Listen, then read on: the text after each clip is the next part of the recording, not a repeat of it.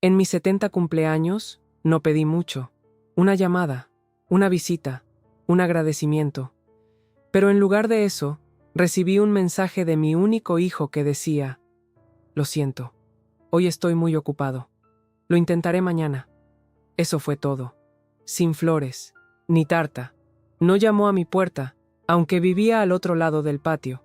Y entonces me di cuenta. No estaban demasiado ocupados. Estaban demasiado cómodos. Así que vendí el coche que conducía, la casa en la que vivían y las tierras que pensaban heredar. Al amanecer, me había ido. Al mediodía, tenía 67 llamadas perdidas. Y al atardecer, ya sabían lo que se sentía al ser olvidados. Antes de seguir adelante, suscríbete al canal y dale a la campana, y si tienes historias similares, compártelas en los comentarios. Cumplí 70 años un jueves. Estaba tranquilo, como la mayoría de los días por aquí. Las montañas de la lejanía tenían vetas doradas de finales de verano, y la brisa olía a hierba cortada y a tierra, el tipo de aroma que solo se gana tras décadas de duro trabajo. Empecé la mañana temprano, preparándome un pastel de melocotón. Mi marido James solía hacérmela todos los años antes de morir. Esta vez lo hice tal como él lo hacía, con más canela de la necesaria y un poco más de mantequilla por encima. Incluso encendí la vela buena, la que guardaba en el armario de porcelana y que solo sacaba cuando estaba acompañada. Puse la mesa para dos, como una vieja costumbre. Pero el asiento de enfrente seguía vacío. Aún así, sonreí. Después de todo, tenía a Eric y Natalie al otro lado del campo. Su casa, la segunda que James y yo construimos con nuestras propias manos, estaba enclavada en la misma arboleda donde solíamos colgar las luces para la cosecha de otoño. Llevaban 6 años viviendo allí sin pagar alquiler. Al principio era temporal. Eric había perdido su trabajo y Natalie estaba embarazada. Solo hasta que nos recuperemos, dijo. Le dije que no necesitaba explicar. La familia ayuda a la familia. Y lo dije en serio. Pero lo temporal se había convertido en permanente. Y la gratitud se había convertido en expectación. Nunca se ofrecieron a pagar el alquiler, o servicios públicos, o comestibles. Cuando le insinuaba que necesitaba ayuda para arreglar el canalón o cortar el césped de la ladera trasera, Eric decía: ya lo haré, y desaparecía durante días. Natalie ya casi no me hablaba. Cuando lo hacía, era entrecortado y siempre sobre su abrumadora agenda. Al parecer, la influencia en Instagram y el marketing de su negocio paralelo no le dejaban espacio para los platos o la dignidad. Aún así, esperé. Siempre esperé. Ese día, no esperaba una fiesta. Lo sabía. Pero esperaba algo. Al mediodía, nada. A las 3 de la tarde, todavía nada. Comprobé mi teléfono tantas veces que se quedó sin batería. Lo enchufé y volví a esperar. Alrededor de las 7:30, el sol empezó a bajar. Fue entonces cuando vi que se encendían las luces del porche. Entrecerré los ojos a través de los árboles y vi a Eric riendo fuera con una cerveza, Natalie en su teléfono. Nadie miró hacia mí. Así que le envié un mensaje. Solo 5 palabras. Espero que todo esté bien. Mamá, respondió 4 minutos después. Una frase. Lo siento, hoy estoy muy ocupado. Lo intentaré mañana. Eso fue todo. Ninguna llamada. Sin emoji. Sin puntuación. Me quedé mirando la pantalla hasta que se apagó. Y entonces, me reí. No de la buena. Del tipo que sabe a óxido. Pensé en las noches que me quedé en brazos de él cuando tenía fiebre. En la forma en que vendí mi anillo de boda para ayudarle a pagar la matrícula de la universidad. En el día en que firmé la segunda casa a mi nombre, no al suyo, porque algo me decía que tenía que tener los papeles cerca. Pensé en la vez que lo sorprendí a él y a Natalie cuchicheando sobre ¿cuánto tiempo más cree que vivirá? Cuando pensaban que yo estaba dormida en la mecedora del porche. Nunca supieron que lo había oído. Pero yo sí. Y ahora, por fin les he creído. Ya no era una madre. Era una utilidad. Un techo. Un frigorífico. Me levanté de la mesa de cumpleaños. Soplé la vela. Y no pedí ningún deseo. Tomé una decisión. La mañana siguiente a mi cumpleaños, me desperté antes que el sol. Mis manos ya se movían antes de que mi mente se pusiera al día. Preparé café, di de comer a las gallinas, barrí el porche. La rutina tiene una forma de anclarte cuando tu corazón quiere ir a la deriva. Pero incluso mientras doblaba la ropa y regaba los tomates, un pensamiento se me quedó clavado en el pecho como una rebaba bajo la piel. No se olvidaron de mi cumpleaños. Simplemente no les importaba. Me di cuenta más profundamente de lo que esperaba. No era el silencio lo que escocía, sino la claridad. Hay algo sagrado en los cumpleaños cuando eres mayor. No por la tarta o las velas, sino porque sigues aquí, todavía en pie, todavía recordando las cosas que nadie más hace, como la forma en que Eric solía llorar cuando no podía atarse los zapatos, o cómo quería ser piloto antes de que la vida le amargara la vida. Me senté a la mesa de la cocina, saqué una carpeta del cajón y expuse todos los documentos que había evitado mirar durante años. Escrituras de propiedad, títulos de propiedad, poderes notariales, el fideicomiso testamentario que James y yo habíamos creado pero nunca completado.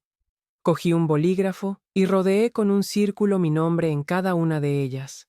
Eric no sabía, no realmente, que la tierra en la que vivía no era suya. Supuso, como siempre, que se lo entregaría. Que cuando yo muriera, sería suyo por defecto. Que el mundo seguiría recompensándole por hacer lo mínimo. Pero James y yo habíamos sido deliberados. Habíamos mantenido todo a mi nombre, en parte porque James confiaba en mí para tomar decisiones cuando llegara el momento, y en parte, creo, porque en el fondo, lo veía venir.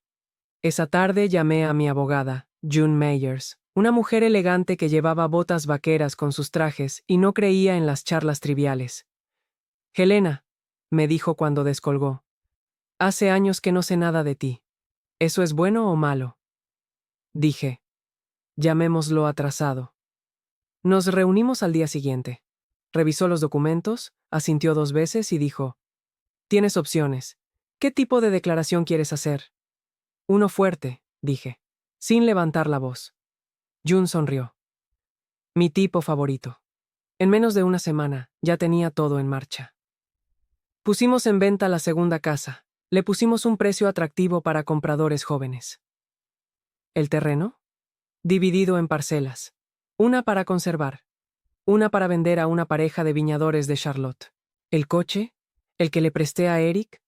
Lo declaré desaparecido, lo quité del seguro y se lo vendí a un mecánico local.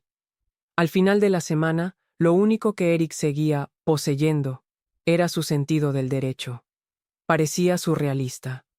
Todos esos años de sacrificios, de gastar hasta el último dólar para facilitarle las cosas, y ahora lo veía todo desenrollarse como el hilo de una vieja colcha. Y no con ira, sino con precisión. No me regodeé, no se lo dije a nadie. Solo cocinaba, cuidaba el jardín y esperaba. Al 7º día, un sábado, llegó el aviso. La entregó en mano en su puerta el ayudante del sheriff, un hombre educado llamado Doyle, que conocía a James de la cooperativa agrícola. «Señora», dijo Doyle mientras se quitaba el sombrero, «¿seguro que quiere seguir con esto?». «Tengo 70 años», respondí. «He estado seguro de muchas cosas que no salieron bien. Esta me parece diferente». Asintió con la cabeza. «Cuídate ahora». A la mañana siguiente, mi teléfono se iluminó como un árbol de Navidad. 67 llamadas perdidas. Eric, Natalie, su madre. Incluso mi sobrina de Texas, de la que no sabía nada desde hacía años. Pero no contesté. Me dirigí al buzón, introduje un sobre e hice la banderita roja. Estaba dirigida a Eric y Natalie. Dentro había una tarjeta de cumpleaños. En blanco en el anverso. Y dentro, solo 2 cosas. Una captura de pantalla impresa del texto de Eric. «Lo siento, demasiado ocupado hoy». Y debajo, de mi puño y letra. «Yo también». Entonces hice una pequeña maleta. Conduje hasta una cabaña junto al lago en la que James y yo nos habíamos alojado una vez con motivo de nuestro 25 aniversario. La habían reformado desde entonces, pero el columpio del porche seguía allí. Y también los colibríes. Me senté allí, respirando el aroma del pino y el agua del lago. Y me di cuenta de algo sencillo y profundo. No había perdido un hijo. Acababa de dejar de fingir que tenía una. Cuando James y yo compramos el terreno, teníamos 27 años y no teníamos miedo. Era poco más que un trozo de pasto y matorral en las afueras de Asheville, Carolina del Norte. Por aquel entonces, no teníamos casa, solo una tienda de campaña, una camioneta oxidada y el tipo de amor que hacía que lo imposible pareciera una invitación. Recuerdo cómo recorría el perímetro del terreno descalzo, señalando los lugares donde algún día construiríamos cosas. Granero aquí, tomates allí, el columpio del porche frente al arroyo. Incluso trazó el lugar donde la ventana del dormitorio captaría la luz de la mañana. Tardamos 4 años en construir la primera casa. Digo, construir, no como se dice ahora, contratando personal, buscando acabados. No, la construimos nosotros, con las palmas de las manos llenas de ampollas y los hombros quemados por el sol. Recogimos madera vieja de derribos. Nuestros vecinos pensaban que estábamos locos. Demasiado terreno para 2 personas, decían. Pero no estábamos construyendo para 2. Construíamos para siempre. Eric nació en medio de una tormenta. Los relámpagos iluminaban las vigas mientras yo me agarraba a la mano de James y gritaba maldiciones que ningún predicador debería oír. Trajimos a Eric a casa en una manta cosida con viejas camisas de franela. Lo acostamos en la cuna que James había tallado en cedro y le cantamos canciones de cuna hasta que se apagaron los truenos. Fue un chico dulce, una vez. Tímido. Tierno. Solía meter flores silvestres en el bolsillo de mi delantal sin decir una palabra. Aún recuerdo cómo se aferró a mi pierna en su primer día de colegio, suplicando no irse. Es difícil imaginar que aquel niño se convirtiera en el hombre que dejaría pasar desapercibido mi cumpleaños. Pero he aprendido que la distancia no se produce de golpe.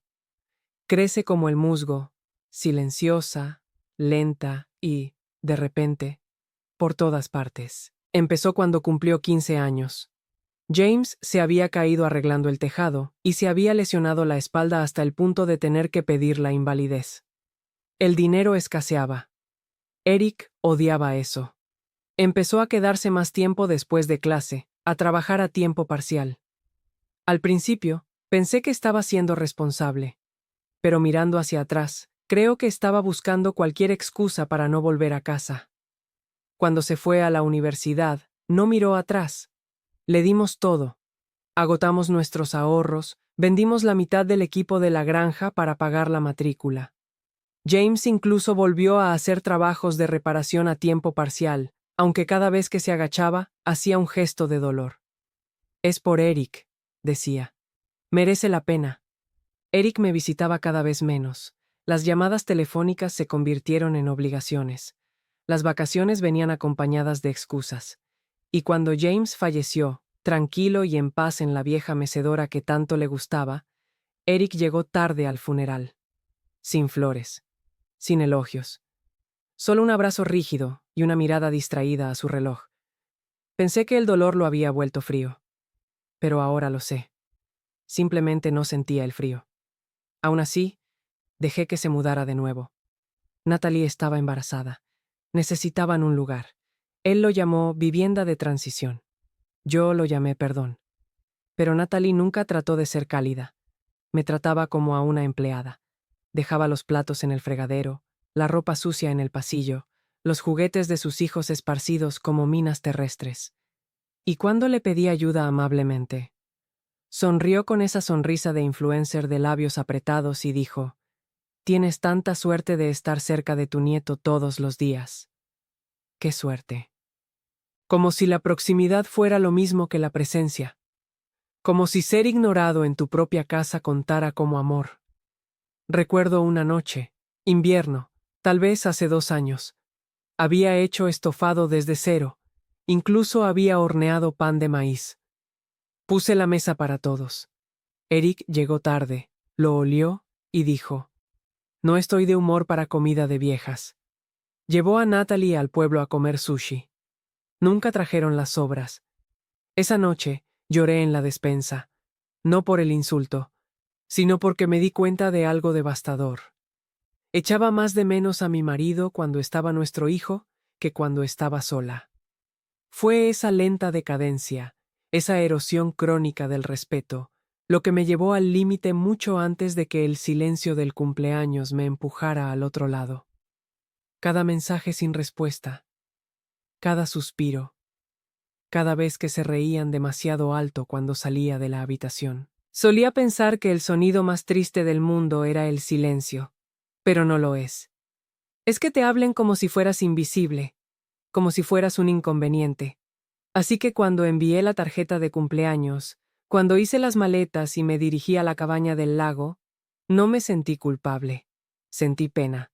Una pena silenciosa y sincera por la madre que solía ser. Pero también, una chispa de algo más. Liberación. Porque por primera vez en años, no estaba esperando su aprobación. No estaba cocinando guisos a cambio de tolerancia.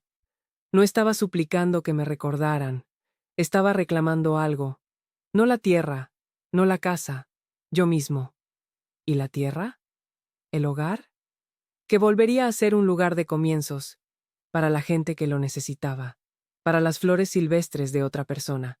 James dijo una vez, una casa es solo madera, pero un hogar es para quien lo haces. Y por fin entendí lo que quería decir. No había destruido un hogar. Había dejado de permitir que se hiciera mal uso de la mía. Y mientras el sol se ponía sobre el lago, dorando el agua como si estuviera ardiendo, sentí algo que no había sentido en mucho tiempo. Paz.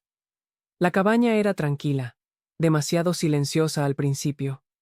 El tipo de quietud que me hacía buscar sonidos que había ignorado durante mucho tiempo.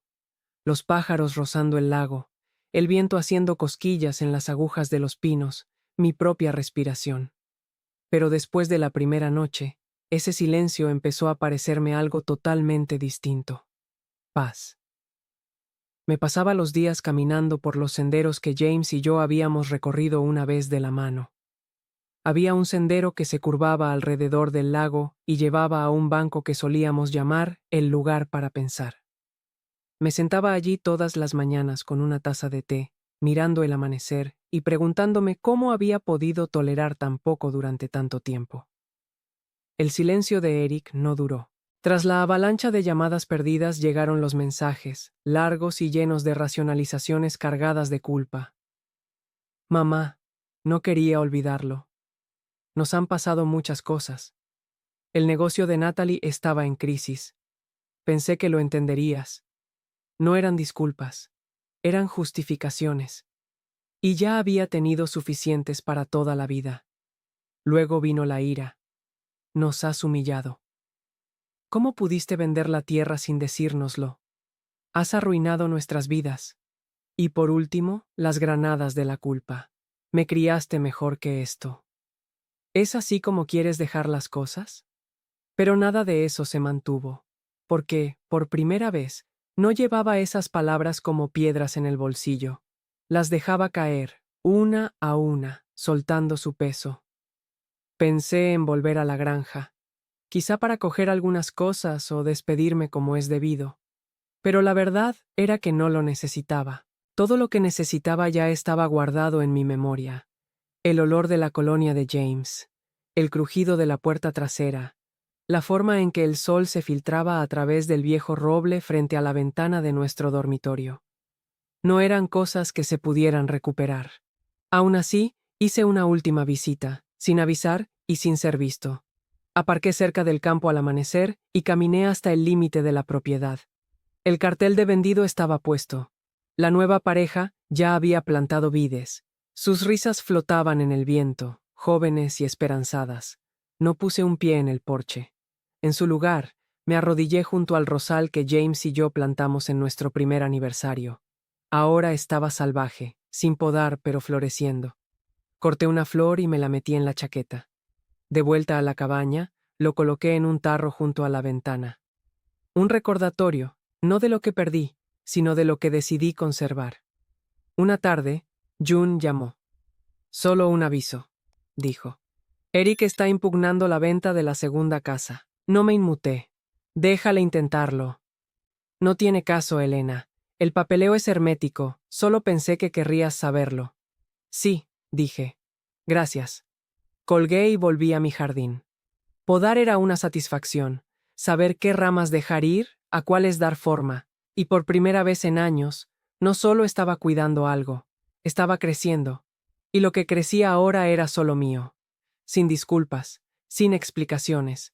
Estaba sentada en el porche de la cabaña, cortando romero en un cuenco de cerámica, cuando lo oí. El sonido hueco de los neumáticos crujiendo sobre la grava. No era el camión de UPS, ni la furgoneta de reparto matinal del viñedo. Era de alquiler.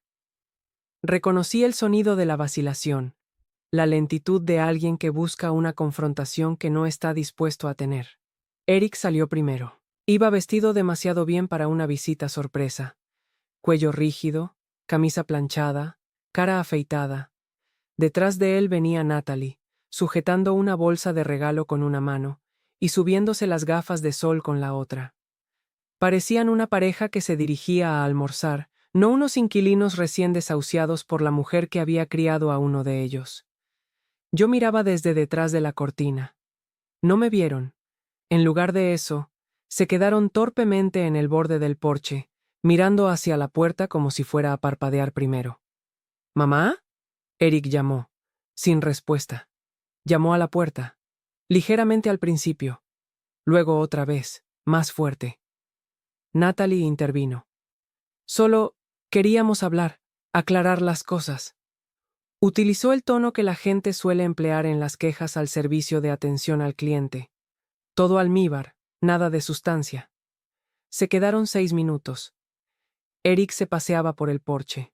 Natalie se sentó en el columpio del banco y miró el móvil. Luego, sin ceremonias, se marcharon. Solté el aliento que no me había dado cuenta de que había estado conteniendo. E hice algo que no había hecho en años. Me reí. No porque fuera divertido, sino porque me sentí más ligera.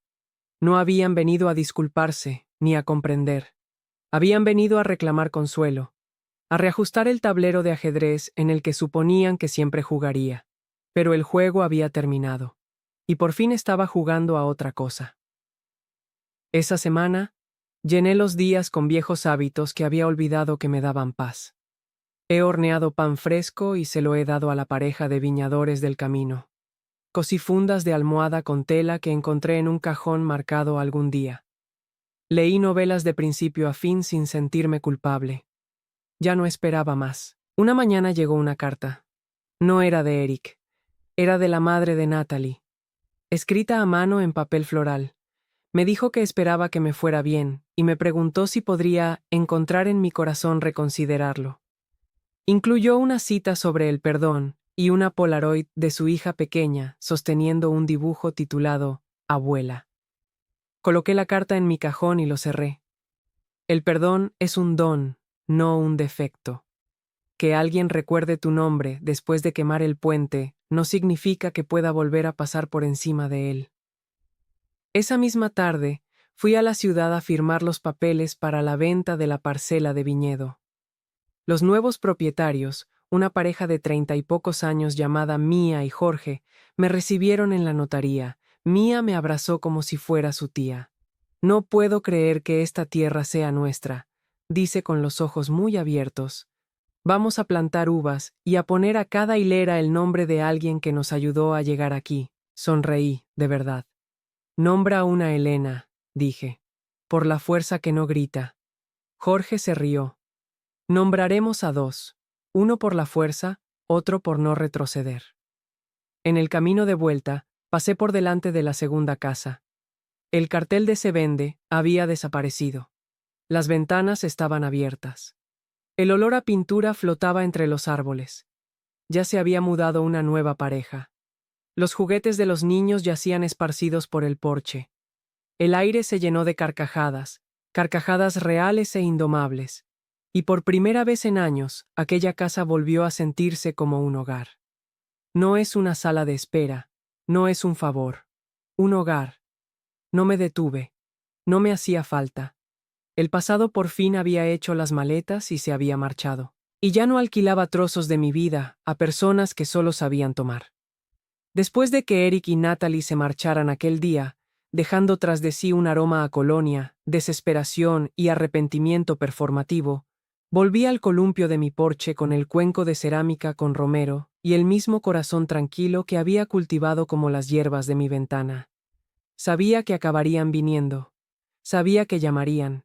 Y sabía, con la misma certeza, que esperaban que se abriera la puerta. Pero ya la había cerrado, suavemente, con firmeza y para siempre. A la mañana siguiente, llamé a June. Vamos a terminarlo, dije. No necesitó preguntarme a qué me refería. Ya habíamos vendido el terreno y la segunda casa. Ya había trasladado la mayoría de mis pertenencias a la cabaña junto al lago, donde el aire era más limpio, la tranquilidad más densa y las noches no resonaban con viejas expectativas incumplidas. Pero quedaba una pieza. Mi testamento. La primera vez que James y yo la escribimos, Eric tenía 6 años y miedo a los truenos. La segunda vez, Eric estaba en la universidad. Acababa de romper con su primera novia y llamaba a casa cada 2 noches. Cada vez que actualizábamos el documento, lo hacíamos con su nombre en el centro. Porque eso es lo que hacen los padres, ¿verdad? Dan. Preparan. Esperan. Donó la parte restante del terreno a la Junta de Conservación de la ciudad, con la nota de que debía permanecer sin urbanizar, salvaje y abierto. Y no nombraba a ningún familiar como beneficiario. Eric no. Natalie no. ¿Estás seguro de esto?, preguntó June, deslizando el borrador final hacia mí. Tengo 70 años, respondí. He pasado más años limpiando los desastres de otros que viviendo en la casa que construí. Ella asintió. Entonces archivémoslo. Y así lo hicimos. Las semanas siguientes fueron un estudio de contrastes. Eric envió 3 mensajes más. Natalie envió un largo correo electrónico, lleno de culpa florida y resentimiento apenas velado. Empezaba con «Solo quiero aclarar las cosas» y terminaba con «Solo queríamos sentirnos incluidos». Dentro. Una foto mía y de James, de hace 20 años, codo con codo en la feria del condado, sosteniendo las cintas azules de nuestros productos. Detrás había una nota. Decía: «Recuerdo este día. Trajiste dulce de cacahuete para todos. Me dijiste que algún día esta tierra sería mía. Supongo que te creí. Echo de menos a papá. Yo también te echo de menos. Eric». No por perdón, pero recuerdo, porque recordar no significa reabrir. Las semanas se convirtieron en meses. La pareja de viñadores me envió su primera botella, un rosado llamado Golden Hour, por la luz de la colina que solía ver desde la ventana de mi cocina. La Fundación Educativa me envió cartas de 2 chicas que habían recibido becas en mi nombre. Uno dijo: «Aprendí a reconstruir un pozo. Algún día dirigiré mi propia granja». El otro escribió: «Dicen que las mujeres como yo no estamos hechas para las herramientas, pero pienso en ti y sigo adelante». La enmarqué. En el primer aniversario de mi cumpleaños, el que olvidaron, no hice pastel. Conduje hasta la ciudad, me compré una tarta de limón y di un paseo alrededor del lago. Me puse mi sombrero más bonito. Incluso me traje los viejos prismáticos de James y observé a las garzas reunirse en los juncos. Ni una sola vez consulté mi teléfono. Porque la paz no es la ausencia de dolor, sino la ausencia de expectativas. Y la mía había sido finalmente enterrada en el mismo campo donde una vez planté semillas para otros y olvidé guardar algunas para mí. Esa tarde, mientras el sol se ocultaba tras los pinos y el agua reflejaba un cielo que parecía de cobre cepillado, abrí un diario nuevo. La primera página decía: «Esta vida no me debe nada, pero me debo a mí mismo vivir la parte que me queda». No lo escribí con tristeza, lo escribí con claridad. Y cuando pasé la página, la última hebra suelta de culpa se desprendió, suave como un hilo, definitiva como la verdad. Porque a veces el amor más fuerte es el que dice: «Te lo he dado todo. Y ahora, me devuelvo a mí mismo». Y eso al final fue suficiente. Suscríbete al canal y dale a la campanita. Y si tienes historias similares, compártelas en comentarios. Gracias.